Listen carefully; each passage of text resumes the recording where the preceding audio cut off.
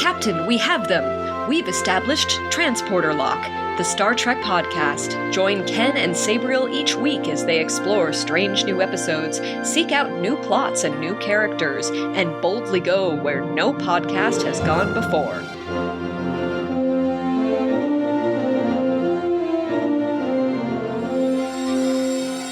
Hello and welcome to Transporter Lock, where we're talking about Prodigy, Season 2, Episodes 11 through 12, The Last Flight of the Protostar. Hello, Tiffany. Hello, Ken. How are you this evening? I am delightful. It is Sunday evening, the Sunday before Gen Con. I'm going to my first ever Gen Con in Indianapolis this week. Have you ever been to a TTRPG convention? I have not, but I feel like I need to start. Do you play TTRPGs? I only just learned to play this year. I learned to play D&D this year. It was very exciting.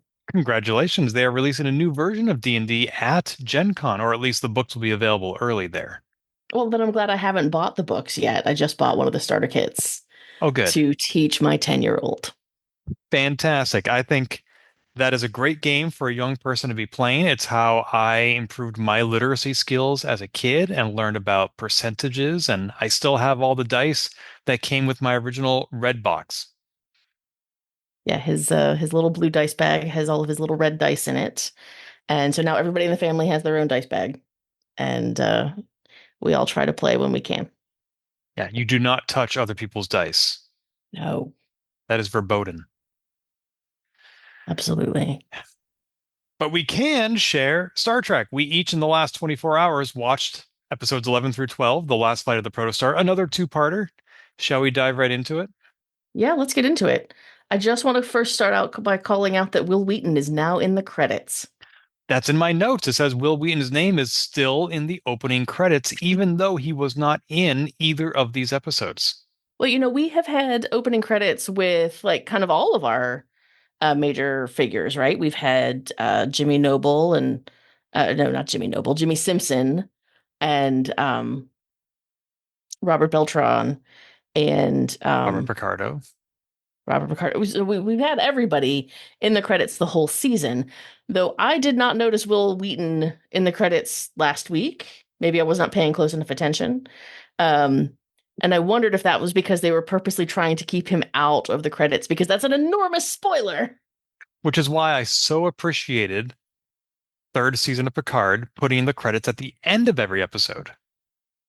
Sabriel and I chat about that, about when she first saw that. She's like, oh, Ken is going to love this because he hates spoilers, especially in the credits. And I was like, yes, I do. In Picard season 2, it says this episode has Brent Spiner. I was like, well, thanks for letting me know.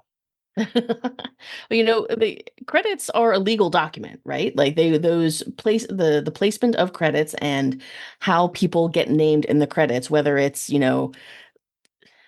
Joe Smith, Jane Smith, and whoever, like who the person coming after the and, like that's negotiated. That's part of the contract. Special guest star placements, that sort of thing. And so like the placement of names in credits is pretty specific in SAG-AFTRA contract. And so when you want to put your credits at the end or keep somebody's name out of it, like you have to get waivers or you have to get do other kind of tricks to hide the names. And some people just decide that it's not worth it. Some productions decide it's not worth it to go through the trouble. And so I'm always grateful when they do, because that hides that fun surprise.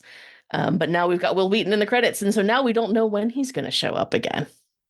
We're presuming he is. He was, if I recall, absent from the credits of the first episode he appeared in, and that was to avoid spoilers. So maybe they're just putting his name in shows he's not in so that it balances out and it altogether is the right number. I don't know. Yeah, I don't know either. I'm not exactly sure what the legal maneuvering that they would have had to have done to do that. I will say that it's fantastic that he is in this series at all, because he had that brief cameo at the end of season 2 of Picard, spoiler, but he did not appear in the third season at all. And the third season of Picard is what reunited the entire TNG cast.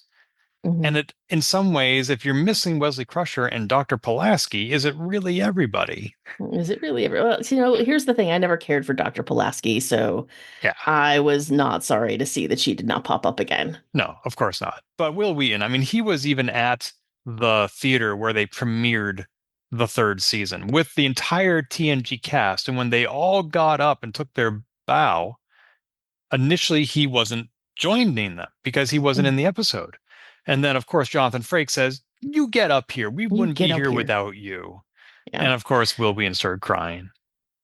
Well, it was that was a big thing for him, and it caused I mean, he's spoken at length about what his life was like at that time, and Sure. what kind of challenges he faced, and how important Trek ended up being, but also how it was sort of like causing problems for him for a while as a young man. And so I'm always grateful to see Will Wheaton getting his flowers for his place in the Trek universe. And I certainly enjoy always seeing him testing out the captain's chair when they rebuilt the Enterprise D set. Oh, did he do that? He got to go. Well, see, apparently the story goes that he texted the other cast members for permission to sit in the chair, and the first person to respond was Brent Spiner with "absolutely not," All caps, I bet. all caps. But then Frakes, of course, said, "Yes, of course you're going to sit in the chair. Come on." I outrank Data. You have my permission. And when I said, of course, Will Wheaton started crying, I didn't mean that to be like condescending or dismissive of emotion. What I meant was it was predictable because Will Wheaton is somebody who gets emotional about Star Trek, which I think is wonderful. Yes. Yeah. I mean, that guy did get to drive the Enterprise as a teenager, so on some level, I'm always a little jealous of him. Just a little jelly. Yeah. Just a little jelly, productively jelly.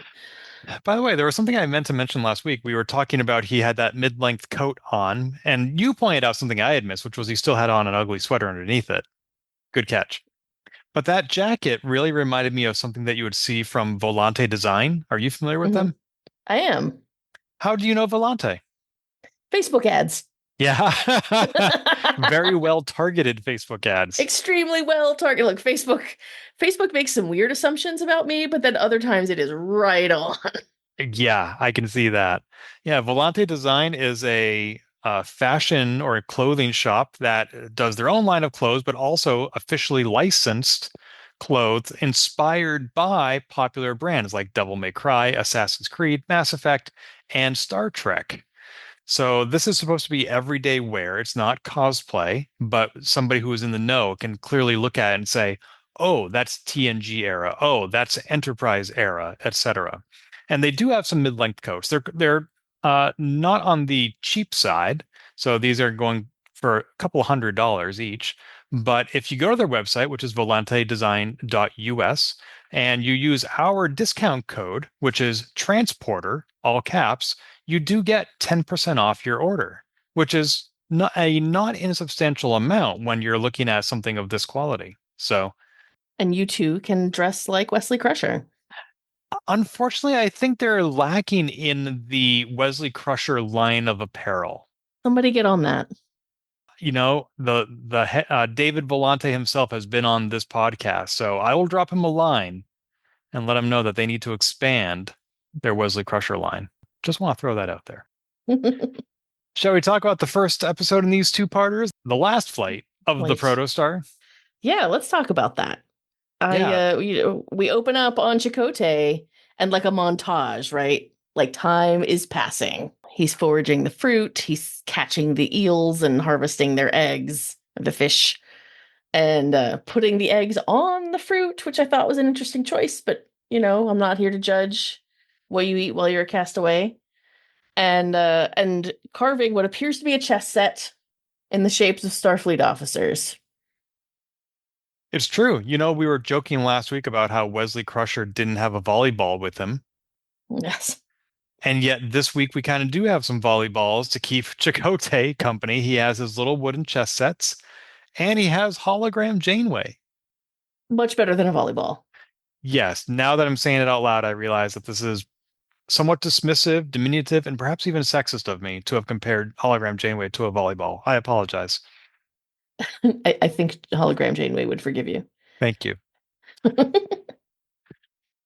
But he's in there and he's having this like extremely peaceful existence, right? It's quiet. And then all of a sudden, like there's this commotion. And of course, it's our friends. Who he met 10 years earlier and remembers them. And I didn't realize until he said it that it had been 10 years. That they had been jumped 10 years from that point in time. Well, we don't know. Well, it's not that the kids have been sent 10 years in the future. It's that the Protostar landed 10 years in the past. Is it that I can't keep track anymore, Ken? Like, I think they are in what we would consider the present at this moment because they said, "Oh, we picked up the Voyager B. It's 3,000 light years away." yeah, And I think that is the version of Admiral Janeway that we've been following, not a 10 years later version. sure. It is hard to keep track. I mean, I started to feel one galaxy, one nebula short of a galaxy myself, trying Yeah, to figure this out. yeah, it's wibbly wobbly. It is. So Chakotay says that he purposely stranded himself because he knows about the construct. He wanted to take it away from the alien race that created it, but he didn't obviously want to bring it back to Starfleet because that's the whole point of the construct. So he stranded himself on this, I think they said Class P planet.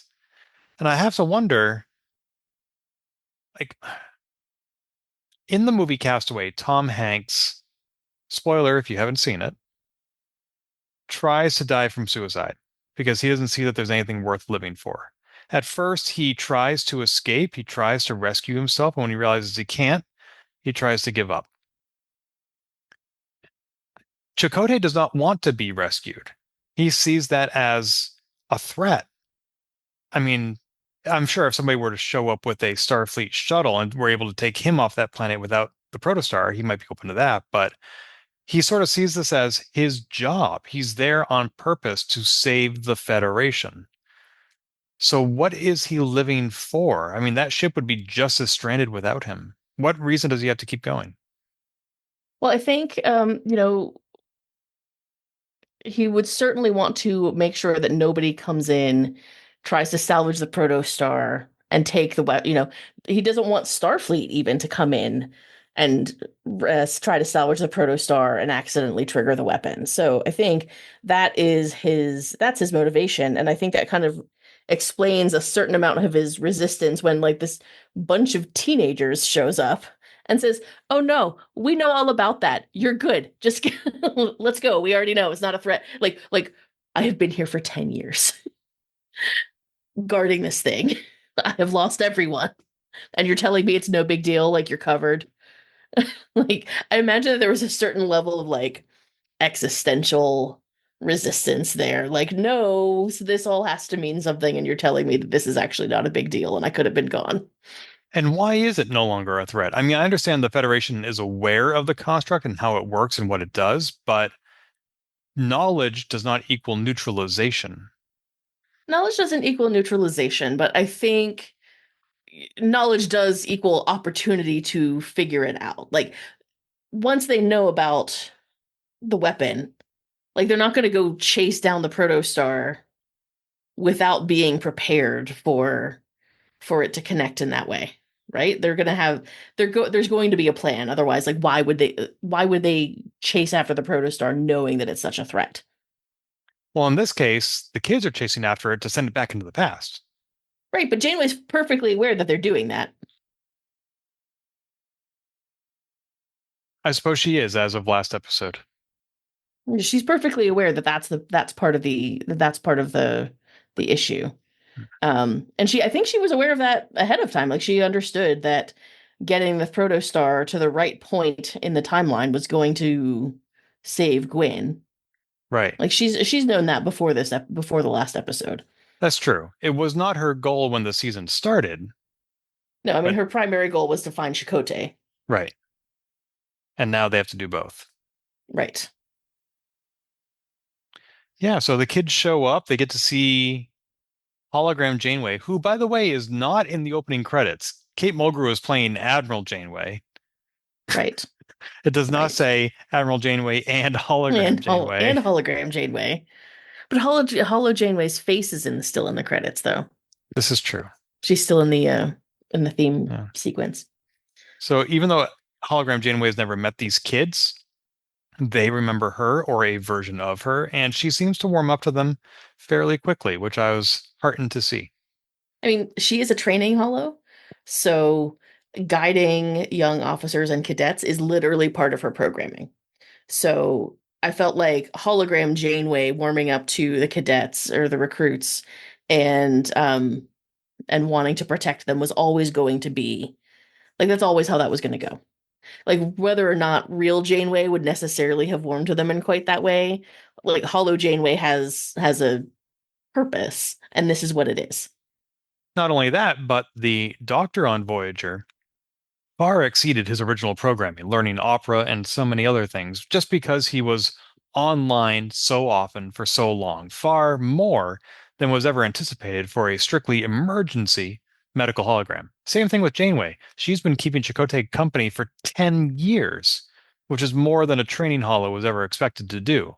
I'm sure Sure. she, in her own ways, has also exceeded her boundaries of programming and is willing and ready to welcome 7 younglings into the fold. Yes. And which she then promptly does, right? Yeah. Because Chakotay's perfectly happy to let them sleep outside in a tent during an ion storm, but she's like, come on. You're not going to do that. Which was surprising to me because when the kids first showed up, Janeway was not even leaving the bay of the ship, probably because she couldn't, because she's a Probably hologram. because she can't. Right. But from what I could see of her facial expression from so far away and her body language and the tone of her voice, she seemed as suspicious as Chakotay did.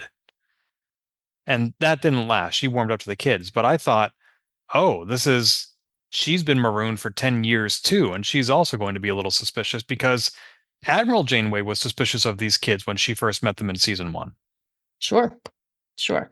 I mean, it made sense early on because she understands the importance of keeping the ship away from the Federation as much as Chakotay does. But I think the Holo Janeway was always going to be the catalyst for everyone starting to work together. Can you imagine how weird it must be, though, for Chakotay's only company to be a hologram of his best friend and not actually his best friend? Certainly. And I also think that there were all those like hints at what if Janeway and Chakotay were suddenly not in each other's chain of command Yep. in Voyager? Like, how would that change their relationship? And look, she's a training holo, but that's also got to get weird too for him. Yes. But since this is a kids show, we don't delve too deeply into that. No, and I'm not even talking about the potential romantic implications. I'm just talking about, like, if I was cut off from any of my friends and I had a holographic version of them, I would that would induce some additional existential exploration of like who are you really and how do I relate to you and you're not real and you're all I have and I suspect that was probably like the first year, right. but then I suspect that eventually you're just like, look, we're all getting through this however we're getting through this, and I'm just going to have to accept you the way you are. Otherwise, I'm going to lose my mind and start talking to a volleyball. Well, consider that the kids lost hologram Janeway after only knowing her for about a season. This hologram Janeway has been around for Chakotay for 10 years now. I don't think he could weather the loss of her, so I think this is a pretty good indication that this version of hologram Janeway is sticking around. We hope. We hope. It's always sad when we lose a hologram. But this will be even weirder when Chakotay is reunited with Admiral Janeway, and now he has 2 Janeways. Double the Janeway.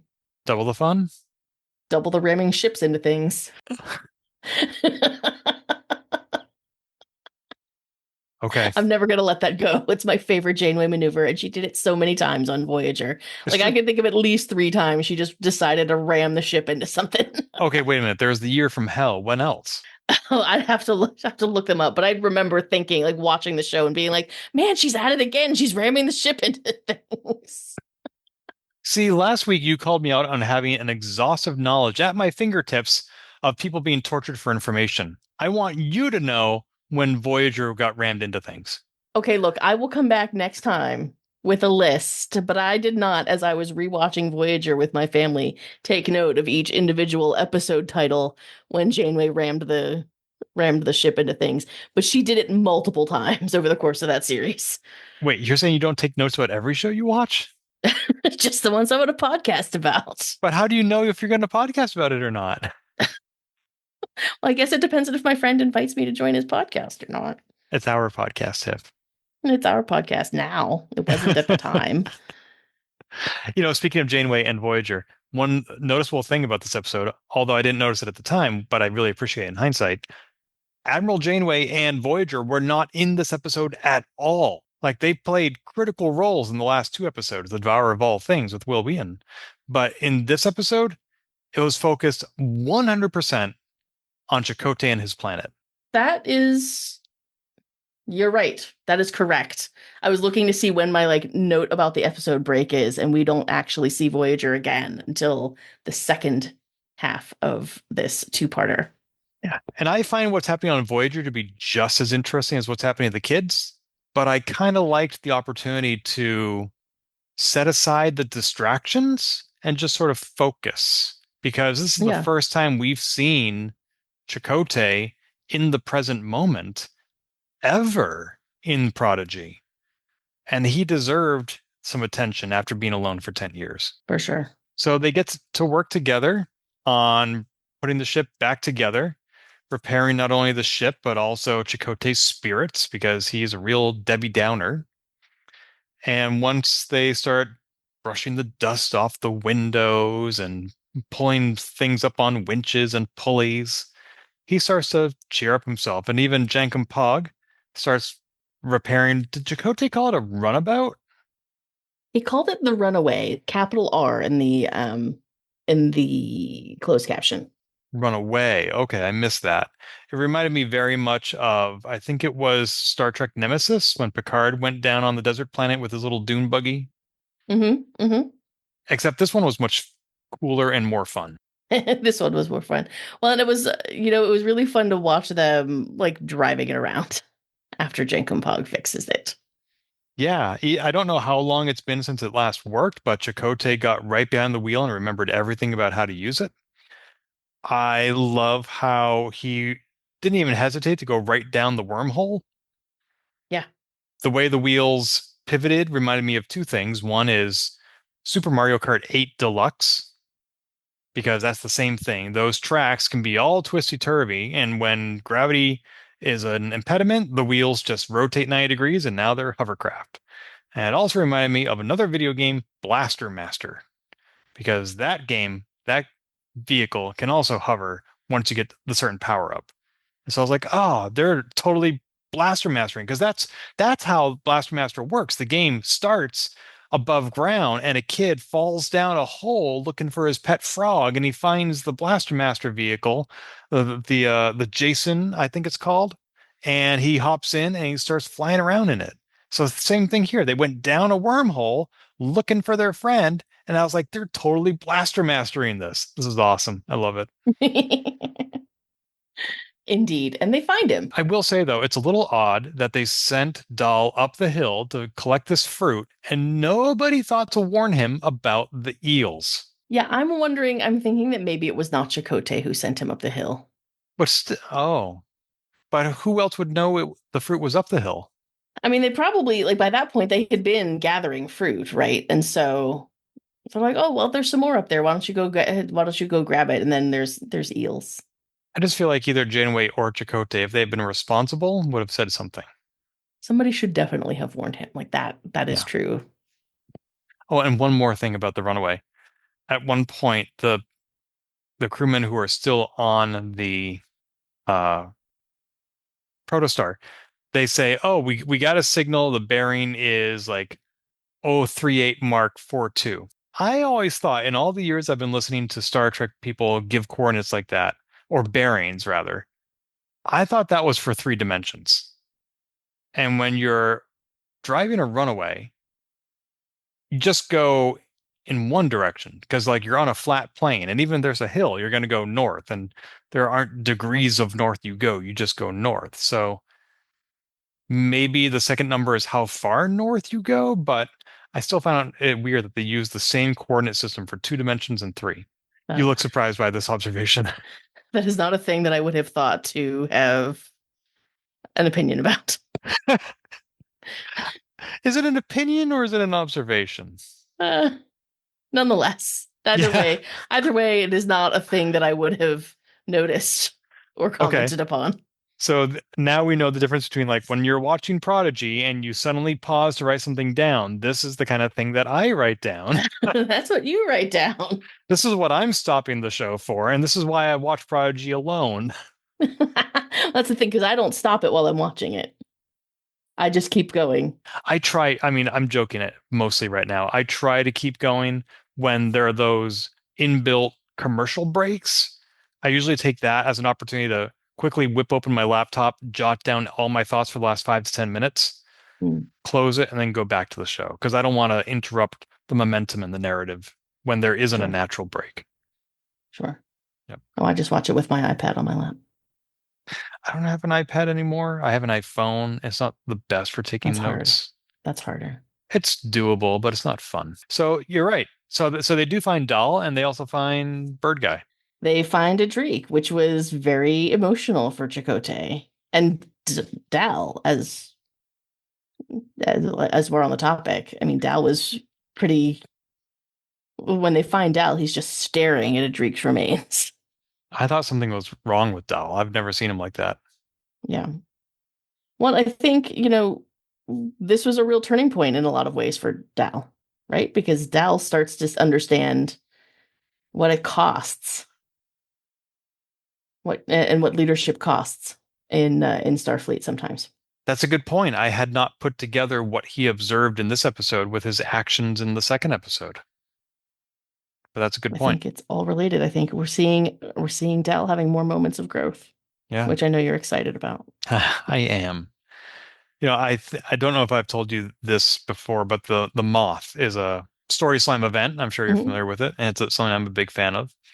And I read a book by a multiple times Moth winner named Matthew Dix. The book is called Storyworthy, and he makes a distinction between anecdotes and stories. And this is not a value judgment. One is not better than the other. It's just what function do they serve? And an anecdote is something that happened to you. And a story is where you go on a journey that in which you are a different person at the end than you were at the beginning. Now, I've heard some remarkable anecdotes at the Moth, some very memorable and hilarious anecdotes, but on the whole, I prefer stories. I prefer seeing character growth. I prefer seeing journeys. This is why I don't like Seinfeld, because that TV show was specifically written so that the characters never grow. That was not an accident. That was very intentional. And I like seeing characters learn from their mistakes because we all make mistakes, because that's who I want to be. I want to be somebody who doesn't make the same mistake twice and who I became, in my own opinion, a better person, not better than somebody else. This is not a competition, but better than who I was. And I like seeing Dahl do that because it's what I aspire to. I think we've talked about Dahl being impulsive and arrogant and self-centered, like we talk about him being a teenager. Um, and I think we are really seeing Dahl kind of get put through the ringer this season um, in a really important way, right? We know that this is that glimpse that he got in the transdimensional time ziggurat was disturbing to him and disquieting. And so being able to watch him sort of wrestle with that while also wrestling with what he sees on this planet, on this mission, I think was really enjoyable. And I think I love seeing this kind of as we're coming into the back half of the season, like really seeing Dahl start to absorb the lessons that he's learning and really start to connect those dots for himself. Yeah, I feel like a lot of the characters are experiencing growth. We very clearly saw Zero try a whole new way of interacting with the world. We saw Jankum Pog try to be nice. Sure. We saw Murph. Well, he sort of literally underwent a metamorphosis last season. Yes. I don't know that he's really changed much this season, except there was a one scene where he was able to actually speak. What would you say has been Rock's evolution? I mean, in that same scene with Cetacean Ops, she was trying very hard to follow the rules, and then she learned sometimes you got to put your friends first. Well, I think we're seeing Rock do a lot of smaller lessons, right? Um, we're seeing Rock, like for example, in this episode, like she was clearly very fearful to be on top of the ship while they were sailing it. But by the time we see her at the end of the second episode, like she's accepted that she is needed out there, and she has to get out there and literally pull her weight in the process. And we see her actually, undertake some bravery of her own.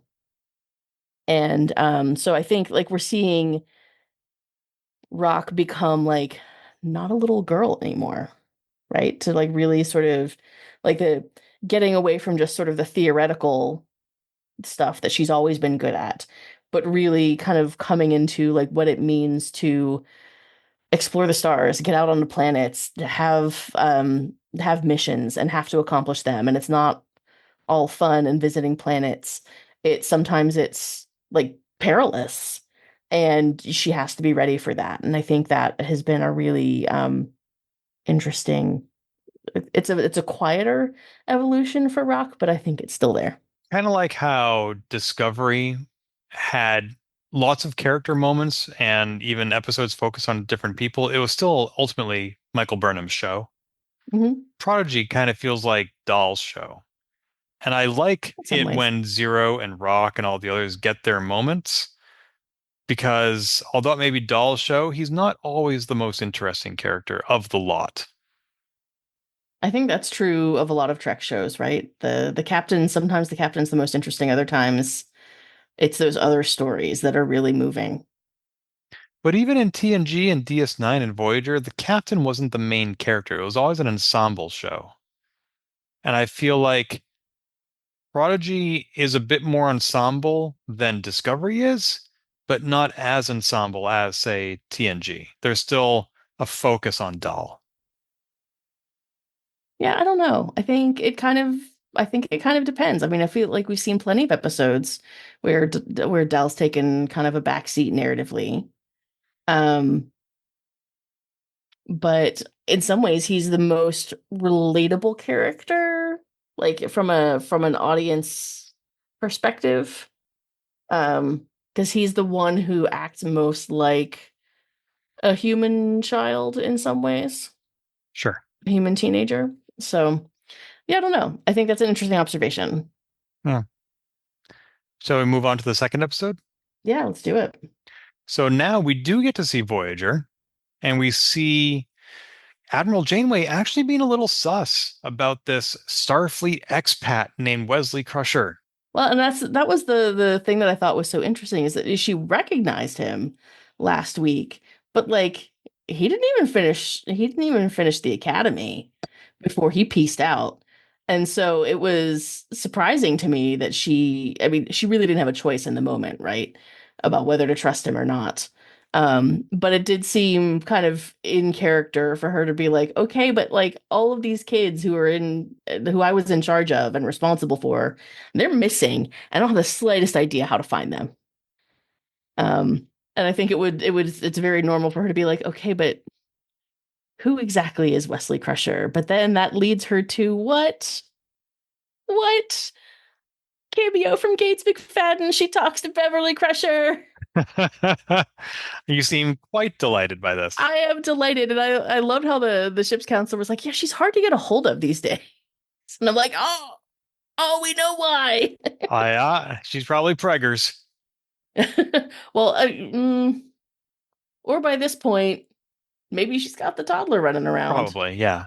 But I thought it was funny when Janeway was like, "So, how's Jean-Luc?" And she's like, "Oh, we don't really talk anymore." Yeah, I haven't talked to him in a while.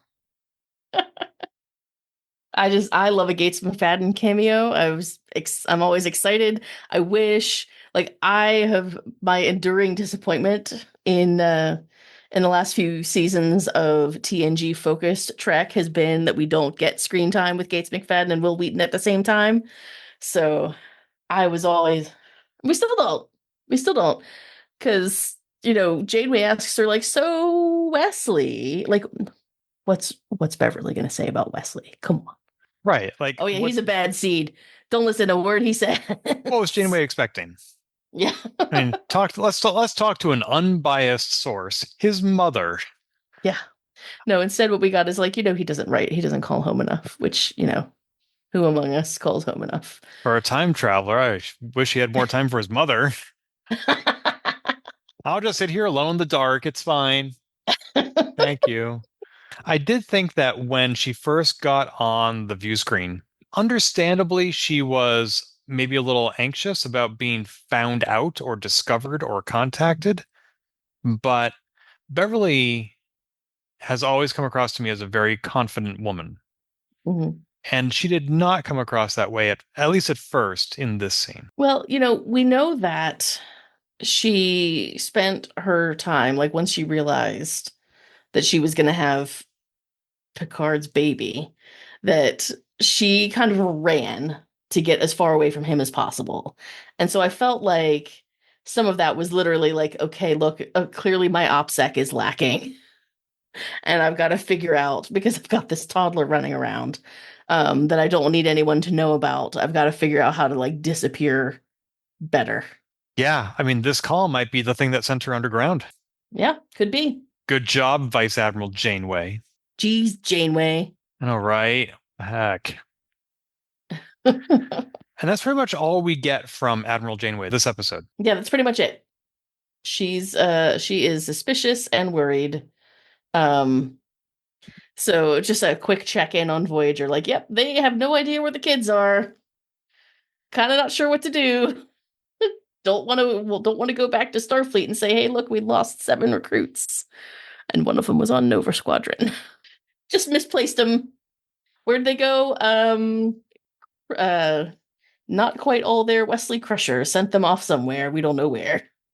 Nobody wants to file that report. If Janeway wanted to get another perspective on Wesley Crusher, she could have just called Picard. I mean, okay, yes, he is very busy with the Romulan evacuation, but he was as close to Wesley as anybody, almost like a second father. And we saw Janeway and Picard talk during Nemesis. She even mentioned it in this episode. So why not contact somebody who's a little less biased and is easier to get a hold of and knows Wesley Crusher? Well, because Patrick Stewart is very busy, Ken. He can literally phone it in. That's why this is an animated series. It might be that he's more expensive than Gates McFadden. I suppose. There may have been budgetary constraints about why they could not involve Patrick Stewart. It was nice, however, to see two. Well, I mean, clearly this episode passes the Bechdel test. Yes. Well, no, they're still talking about a man. Oh, so it doesn't have to be a romantic man. It just has to be a man. Yeah, I mean, that's the Bechdel test. Is 2 women having a conversation about something other than a man.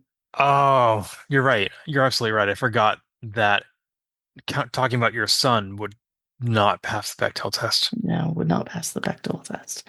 But that's okay. These are 2 characters who we have never seen in canon interact before, as far as I know.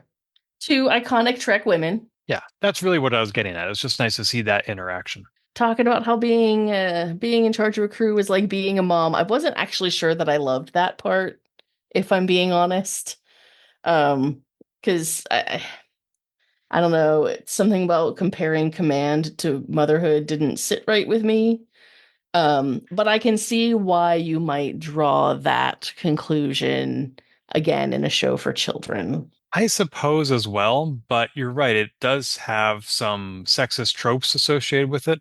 Like, I think sometime in the past week or two, somebody, I want to say Drew Barrymore, but that doesn't seem to make sense, was talking to Kamala Harris and said, like, this country needs a Mamala. We need Mamala Harris. And you would not say that to a man. We're like, we need you to be a daddy to this country. Yeah, that's I mean, I feel like, without digressing too much into US politics, I think I understand the idea of, wanting the perspective of a female parent in the White House, just because, like, for better or for worse in this country, female parenthood hits different in the workplace And so someone who has experienced that would by definition be bringing a perspective to the White House that hasn't been seen before. And so I get, like I said, I get why they would try to draw that parallel between Janeway and Beverly in this situation. Um, because, a captain, or in this case, an admiral, does feel responsibility for the crew that they are commanding, right? These are people that they have been who they have that they feel like a duty of care toward, in a certain way. And like there's a reason why, and like to this very day, when we talk about people on a ship, we refer to it as how many souls are aboard, right? Like it really sort of brings home this idea that like there's your responsibility to these people is very sacred, right? And so I just it kind of set my teeth on edge a little bit, but I also don't want to be too mad at it because I understand the point they were trying to make. And it was Drew Barrymore, but it was back in May. Well, Drew, do better.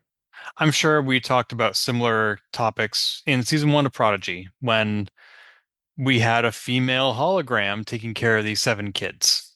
Kind of like Sure. Snow White and the 7 Dwarfs. A little bit, a little bit. Yeah. But most of the action this episode is back on the planet when they turn the Protostar into a sailing ship. Sure, let's do it.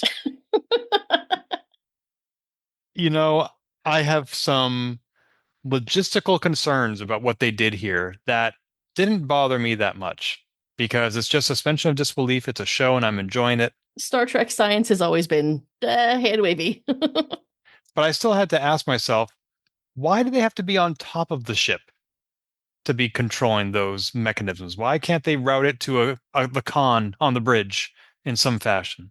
Well, because they didn't have any power. Like they only had barely any power to power Janeway. You're right. I forgot about that, but they did have some power. They had the emergency power cells that were powering Janeway. The ship itself, like they weren't eating from replicators. Like the ship did not have a lot of power. And so they really they were collecting the collectors were collecting basically to keep Janeway online. And so they had to rig it like an old school sailing ship because it could be controlled manually. And what took me out of it was when he says Dahl get the jib, and he expected Dahl to know what a jib was. Like, why would any of these kids know what a jib is? But this actually brings us to one of the 2 most critical moments in this episode, which was he didn't know what the jib was. He walked the No. wrong direction, and then once he got his hands on it, he didn't know how to operate it. And that's because nobody told him how. And when he steered it in the wrong direction and almost capsized the ship, nobody on the crew explained to him what he had done wrong. And that by failing to explain that to Dahl both before and after, not only do they do Dahl a disservice, they do the audience a disservice because there are going to be kids watching this saying, what did he do wrong? It looked to me like he was steering in the right direction. The ship wasn't going the right direction. The ship must have had somebody set it up wrong. Right. Why would Dahl have known that? And why should the kids watching the show know it? Right. And like it didn't surprise me that Gwyn knew how to step in and do it, but like why would Dahl ever have known how to do that? So yeah, I felt like that was a little unfair to Dahl. Though I think they I felt like it was maybe a little bit of a rush setup because they needed to get Dahl to this point of I screwed up, maybe I'm not cut out for this. Yeah.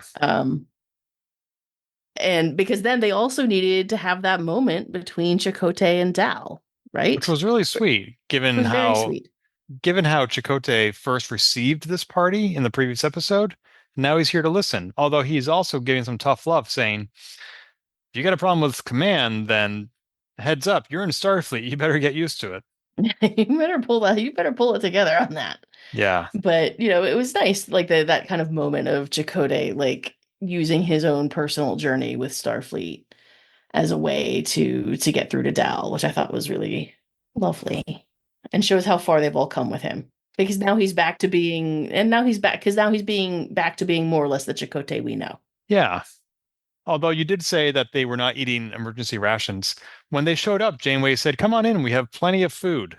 I was Well, like, they were eating. They had like fruit and fish eggs.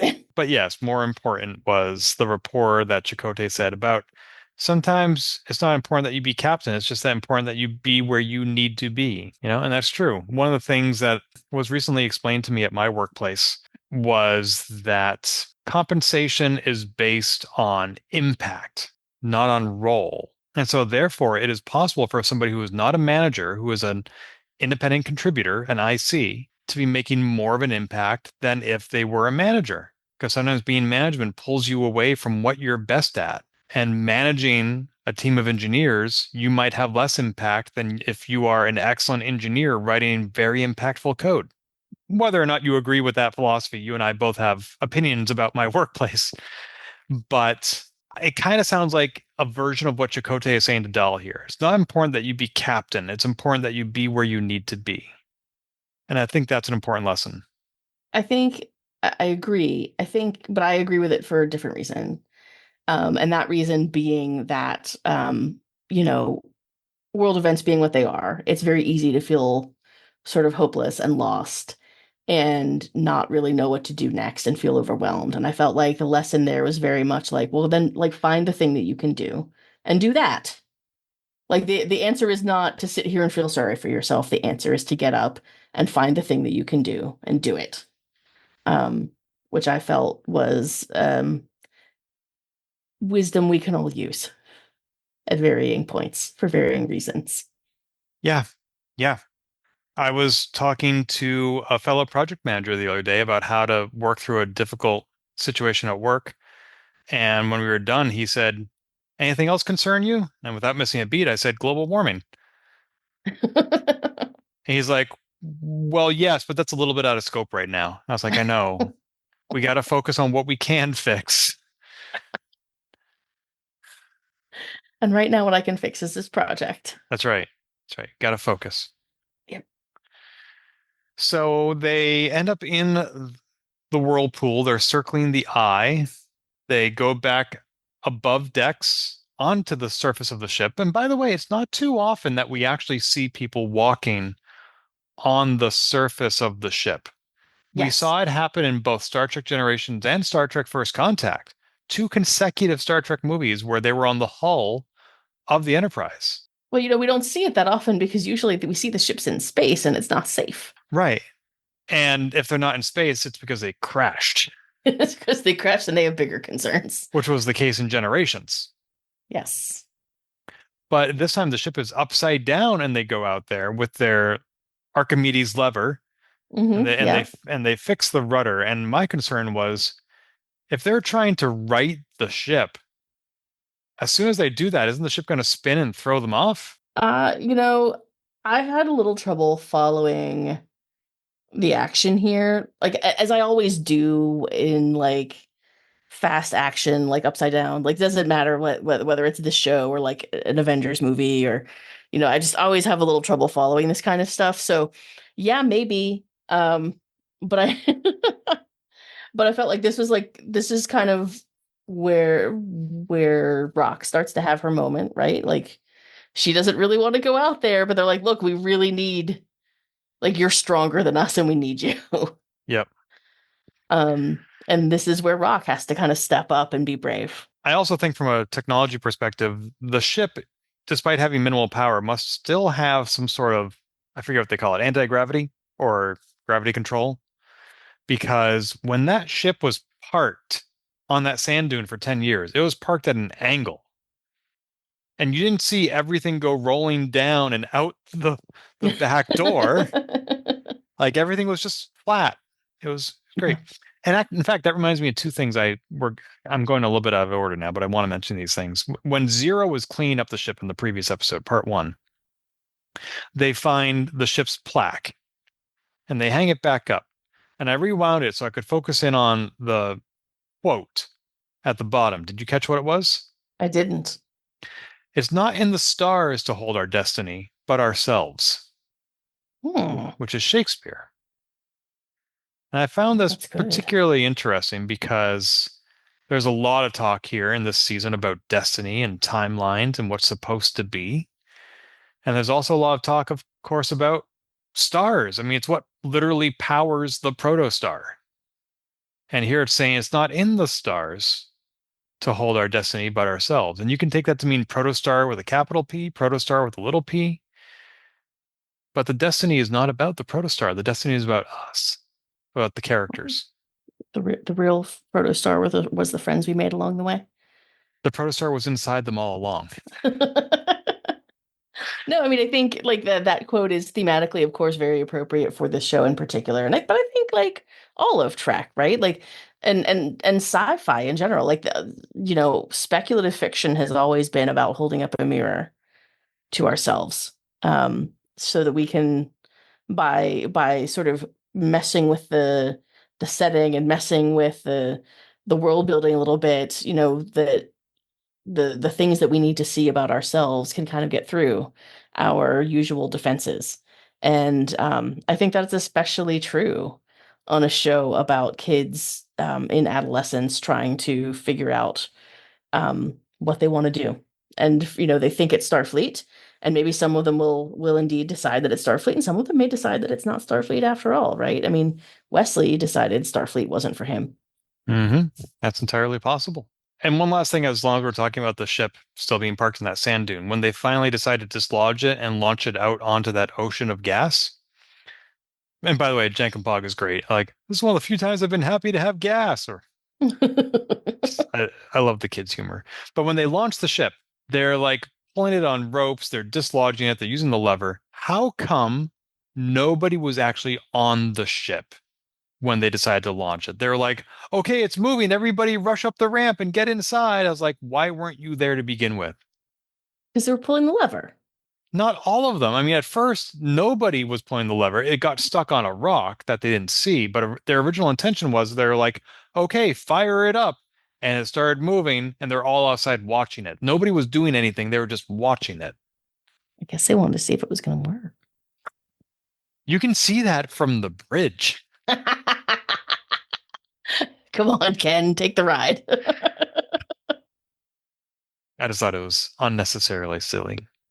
But anyway, Yeah. so back to what we were talking about, which was they're trying to right the ship when they're circling the eye of the storm, and they succeed, and then a rope.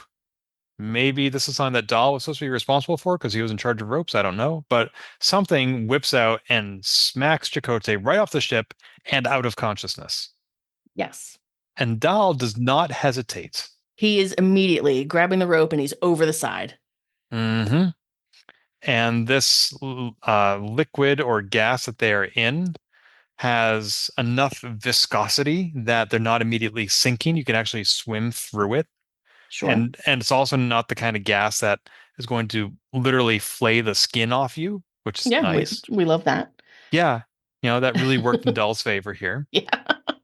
And when he can't reach Chakotay, he just ditches his lifeline. He doesn't give it a tug. He doesn't let anybody know. Not that he can. He just, in the moment, he lets go and he goes after Chakotay. And that actually got me a little teary-eyed. Yeah. I mean, and this is the second time that we've seen Dahl take decisive action to save someone at risk to himself, right? Because we just saw him let Majel into the Time Ziggurat training lounge over Wesley Crusher's objections to save her, because it might have given away their position to the loom. But this time it's even more visceral, right? Because all he had to do there was press a button and maybe something would happen. But here it's like, oh no, I'm going to jump off the side of a ship that's in a gas storm. And it was like, it was a very, like, it was a big hero moment for Dahl, because he saw a need and he immediately went to where he could be helpful. And to the point where his crewmates thought maybe he was gone forever. And unlike when he pushed that button, this time it was not to be contrary because there was nobody opposing him. Mm-hmm. And also, unlike that previous instance, this time he was alone. Yeah. And that is one of the scariest things to be in a situation like that. Right. And one of the reasons this got to me is because I don't know what Dahl thinks of himself really, but as somebody who was not raised with a lot of self-esteem, I know what it's like to think that other people matter more and that maybe the best thing you can do with your life is to save somebody else's. And to see Dahl doing that, I'm like, he has just had this heart to heart with Chakotay and he really screwed up steering the jib. And maybe he thinks that I'm a screw up. I'm not very good at the things I want to be good at, and I'm not worth much. But if I can save Chakotay, maybe I will be worth something, even if it costs me my life. Yeah. And that could be. But fortunately, he's also quick on his feet and grabs a hold of one of the eels and gets back to the ship that way. Which we find out the eels don't just burrow through sand, they can also fly or burrow through gas or whatever. They're Sure. sky eels. Why not? Because this show was finished and then had to be shopped around after Paramount Plus canceled it, which means that the appearance of these sand eels was a done deal before the second Dune movie came out in theaters this year. That's true. That's true. However, the first Dune movie was out, so maybe they were trying to ride that wave. I don't know. Or maybe there was a little bit of an homage. You know, there's been plenty of homage in these episodes. Absolutely. There's nothing new under the sun. And so yeah, Dahl rides the eel and gets back. They pull him. They're trying to pull him back. He's got a hold of the rope. And what happens? What happens? They're having trouble pulling them back onto the ship. And then Rock runs right up to the edge and grabs it with her own hands and just yanks. Like, yes, Rock. Rock had a big hero moment too. I did notice her doing that, but I did not notice it in the context of everything else you and I have talked about her growth.